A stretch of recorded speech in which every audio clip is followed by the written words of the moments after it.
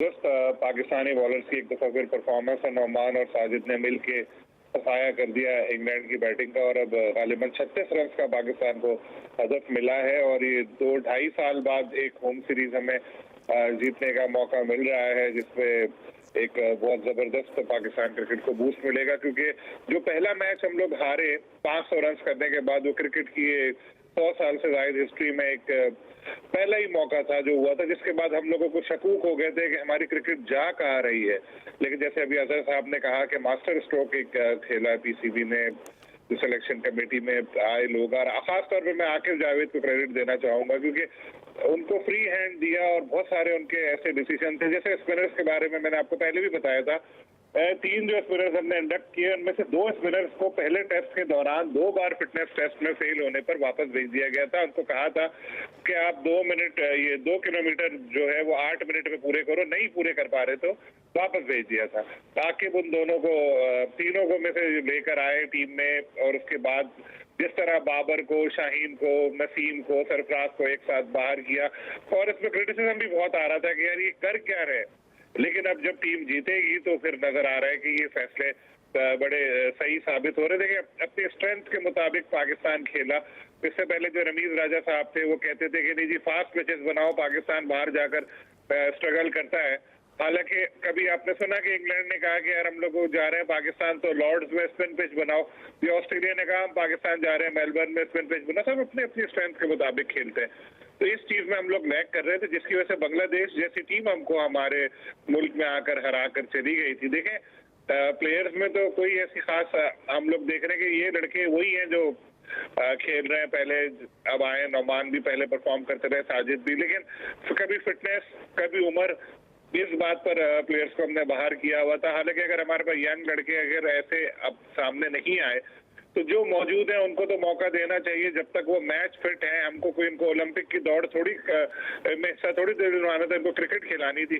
तो वही चीज जो है आकिब ने किया, कुछ उनको मोहसिन नकवी साहब ने उनको क्रेडिट देना चाहिए कि फ्री हैंड दिया आकिब को। उन्होंने पिचेस बनाई, सिलेक्शन अच्छी की, जिसकी पाकिस्तान को एक जबरदस्त नतीजे देखने को मिल रहे हैं। इंग्लैंड का बड़ा नाम था, हम लोग सब लोग यही बातें कर रहे थे कि जिस टीम को बांग्लादेश आके क्लीन स्वीप करके गया है, तो इंग्लैंड भी अपनी 3 साल पुरानी परफॉर्मेंस दोहराएगा और 3-0 से हराएगा। लेकिन इंशाल्लाह पाकिस्तान अब उस मकाम पे पहुंच गया है कि 2-0 से सीरीज जीतने वाला है। तो ये एक बहुत बड़ी पाकिस्तान क्रिकेट के लिए कामयाबी होगी। लेकिन एक बात मैं आपको और बताता चलूं कि इसके बाद आप ये नहीं समझेगा कि बस अब हम लोग वर्ल्ड नंबर 1 बन गए, हम सबको हरा सकेंगे, क्योंकि हम बाहर जाएंगे, हमको बिल्कुल मुख्तलिफ कंडीशन से मिलेंगी। लेकिन हम सिर्फ ये सोच के कि यार हमें ऑस्ट्रेलिया जाना है, ये होगा, तो हम होम सीरीज क्यों छोड़ें। जहां आपके पास मौका है अपनी मर्जी की पिचेस बनाने का, बनाए और जीते। क्योंकि अभी हम ऑस्ट्रेलिया जाएंगे, साउथ अफ्रीका से सीरीज होगी, जब भी जहां भी हमारे कोई टूर है या होम सीरीज होगी, बाहर हम जाएंगे तो बाहर वाले तो अपने हिसाब के पिचेस बनाएंगे ना। जहां हमें मौका मिल रहा है हम अपने हिसाब के पिचेस बनाएं। और अभी अगर हमारे पास ऐसे यंगस्टर इस काबिल नहीं है कि हम फॉरेन को इंडक्ट कर सके स्पिनर्स को कौमी टीम में, तो जब तक हमें खिलाना चाहिए। साजिद है, नौमान है, सबको मौका दें और यंगस्टर्स को भी साथ रखें, इनसे सीखें कि भाई किस तरह की बॉलिंग कर रहे हैं, किस तरह का परफॉर्म कर रहे हैं, और फिर आगे आए। इस मैच में अभी जैसे हदफ अबूर होगा तो उसका क्रेडिट एक बड़ा हमें सऊद शकील को भी देना पड़ेगा, क्योंकि पहली इनिंग में पाकिस्तान टीम बहुत स्ट्रगल कर रही थी, लेकिन उन्होंने 134 रन बनाए और पाकिस्तान को एक बाइज्जत मकाम तक ले जाने में जा फतह का ख्वाब देखा जा सकता था। उन्होंने बहुत अहम किरदार अदा किया, क्योंकि जब पिच स्पिन बनेगी तो, या फास्ट पिच बनेगी, जैसी भी बनेगी, तो हम लोग को खुद भी स्ट्रगल करना पड़ सकती है। तो लेकिन इसमें एक इनिंग अच्छी सामने है। इंग्लैंड की तरफ से ये देखने में नहीं आया, इंग्लैंड में बेसबॉल में रह गए वो। और मेरा ख्याल है एक साइकोलॉजिकली भी उनके ऊपर बहुत बड़ा इफेक्ट पड़ा हुआ था। जिस तरह मीडिया में तस्वीरें आ रही थी मैच से पहले, इंडस्ट्रियल साइज पंखे, हीटर और ये सब, ये देख के वो एक गोरे चकरा गए कि यार ये कर क्या रहे हैं भाई, क्रिकेट हो रही है, क्या हो रही है। तो उनके जहन में यही था।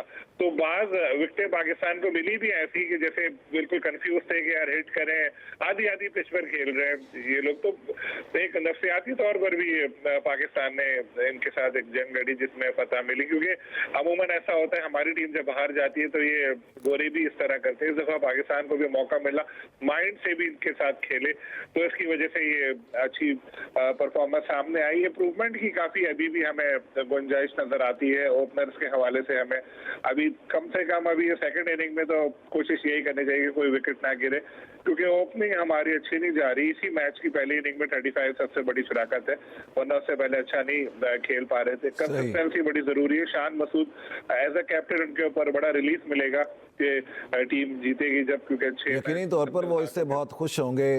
जाहिद मकसूद साहब को भी शामिल गुफ्तगू करते हैं। जाहिद मकसूद साहब, बेसबॉल एक माइंडसेट है, लेकिन इसको उड़ा के रख दिया है पाकिस्तान की जानिब से, पाकिस्तानी स्पिनर्स खास तौर पर इनकी जानिब से। क्या समझते हैं, पाकिस्तान ने विकेट का जो फैसला है वो अपनी स्ट्रेंथ को देखते हुए किया है?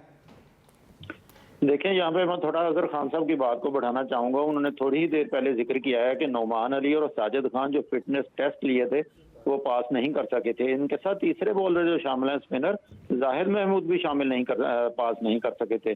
चंद दिन पहले एक्सप्रेस के लिए ही जो इंटरव्यू दिया इकबाल कासिम ने, जो माजी के स्पिनर हैं बहुत मशहूर, उनका कहना था कि मैच फिटनेस एक डिफरेंट चीज है, जबकि फिजिकल फिटनेस एक डिफरेंट चीज है।